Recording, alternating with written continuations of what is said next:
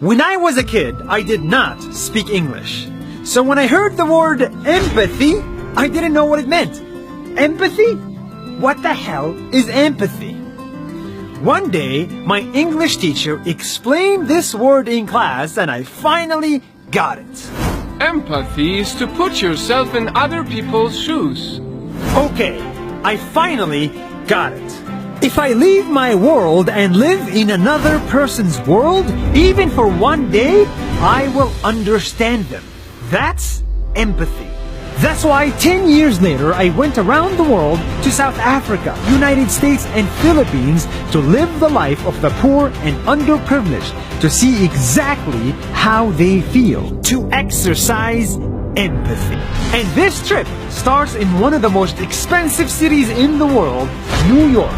For one full day, I wanted to feel how it's like to be poor in New York.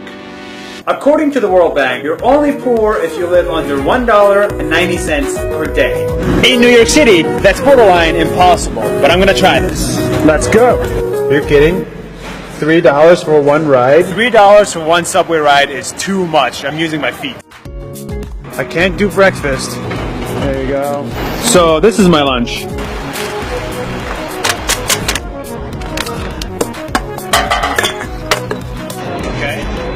And that's my dinner. Thank you so much.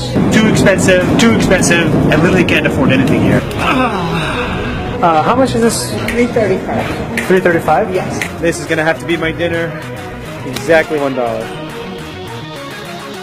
Can I stay here for the night? I brought bananas. Good night. Good morning. It's not easy being poor. That's 1 minute. See you tomorrow. Next up, criminals. In South Africa, income inequality is huge. If you're rich, you live here. If you're poor, you live here. The problem is, everybody thinks these places are full of criminals. So I wanted to exercise empathy and for one full day, go live in one of the most dangerous places in South Africa. I want to see if I can get food, water, shelter for $0.00 in the place that everybody told me I shouldn't go to. The slums of South Africa.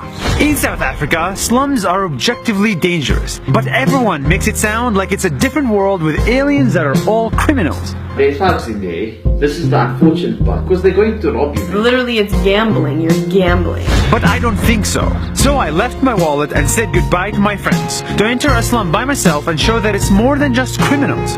And all it took me to make friends was this. Hi. Hi. Okay, so you're gonna show me around. Yep. Thank you. This family hosted me, took me to church, welcomed me, let me play with their kids, gave me food, water, and company at night, all for $0.00 and no questions asked. And after spending the night with them, I'm convinced the majority of slums are not criminals. They're just poor people who are rich inside. That's 1 minute.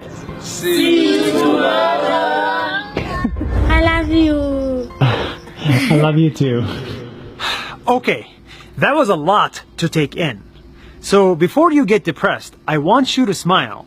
Because empathy actually exists in many places around the world, especially here. I want to see if I can have food, water, shelter for the whole day for $0.00 here in Manila.